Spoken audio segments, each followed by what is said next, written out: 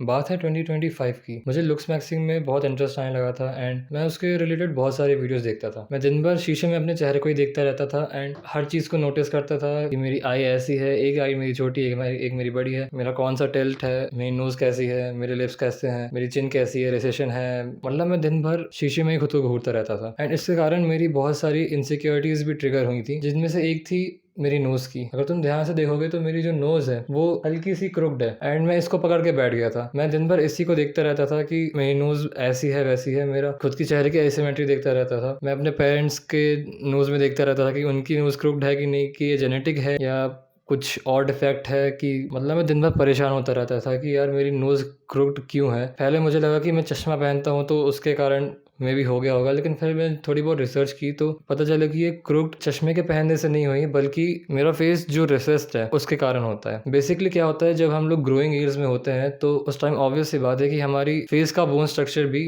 Grow होता रहता है, और अगर हम उस टाइम पे प्रॉपर नेजल ब्रीदिंग नहीं करते हैं, मुंह से सांस लेते हैं, तो उससे क्या होता है कि जो हमारा फेस है डाउनवर्ड ग्रो होने लगता है एंड इसे लॉन्ग फेस सिंड्रोम भी कहा जाता है। बेसिकली जब तुम्हारा पूरा फेस अपवर्ड फॉरवर्डली ग्रोन होता है तब तुम्हारी जो नोज़ है बिल्कुल स्ट्रेट रहती है। हाउएवर अगर तुम्हारा जो फेस है वो रिसेस्ड है, रिसेशन होने के कारण जो नोज़ की जो बोन है वो अलग से दिखने लगती है। तो बेसिकली अगर तुम ग्रोइंग ईयर्स में proper nose breathing and mewing नहीं करते हो तो जब तुम बाद में बड़े होते हो देन तुम्हारी नोज़ क्रुक्ड होने लगती है। एंड अब बात करते हैं कि ये सही हो सकती है कि नहीं हो सकती है। क्रुक्ड नोज़ को सही करने का सिर्फ एक ही सोल्यूशन है, वो है सर्जरी। राइनोप्लास्टी, तुमने नाम सुना होगा, तुम्हें वो करनी पड़ती है। अगर तुमने राइनोप्लास्टी करवा भी ली लेकिन फिर भी अगर तुम माउथ ब्रीदिंग करते हो, प्रॉपर टंग पोस्चर नहीं रखते हो, देन वो भी कोलैप्स हो जाता है। इस चीज़ की मुझे भी बहुत ज़्यादा इनसिक्योरिटी हो रही थी एंड कोई सोल्यूशन होता नहीं है। अगर तुम्हारा बॉडी फैट ज़्यादा है तब तुम्हारी नोज़ थोड़ी मोटी लग रही है, देन हाँ तुम बॉडी फैट कम करके अपनी नोज़ को स्लिम कर सकते हो, लेकिन ये जो क्रोकेड नोज़ रहती है इसको तुम फिक्स नहीं कर सकते हो। एंड मेरी मानो तो इस पर ध्यान देने की ज़रूरत भी नहीं है ना। बहुत सारे लोग इनसिक्योर होते हैं इस चीज़ के बारे में एंड मैं भी था,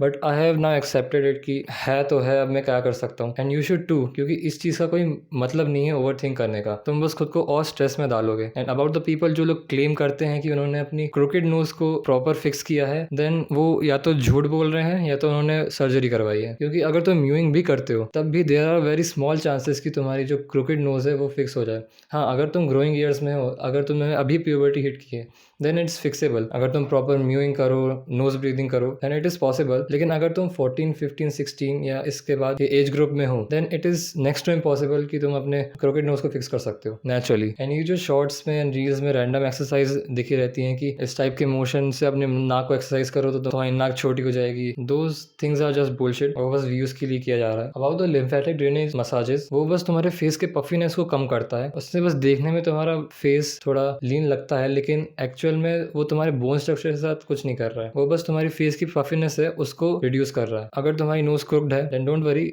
you just have to take the white pill and just accept कि तुम इसके बारे में कुछ नहीं कर सकते। एंड अगर तुम्हें सर्जरी करवानी भी है तो दैट्स ऑन यू, मैं उसके लिए कुछ नहीं बोल सकता। लेकिन हाँ, अगर सर्जरी के बाद भी, जैसे मैंने पहले बताया कि अगर तुमने सर्जरी के बाद भी प्रॉपर पॉस्चर में अपने टंग को नहीं रखा एंड तुम फिर भी नोज ब्रीथ कर रहे हो, देन वो सर्जरी के बाद भी बहुत टाइम तक नहीं चलने वाला है। क्रोकेड नोज के बारे में बहुत मिस इन्फॉर्मेशन फैली रखी है एंड लोगों को इंटेंशनली बेवकूफ़ बनाया जाता है। एक झूठा दिलासा दिया जाता है कि अगर तुम ये करोगे, मेरा कोर्स लोगे, देन जो तुम्हारी इनसिक्योरिटी है विच इज क्रोकेड नोज, वो मैं फिक्स करके दे दूंगा, which is obviously not possible and these are just scam, so just be aware of this। आज के लिए बस इतना ही। Will see you in the next video.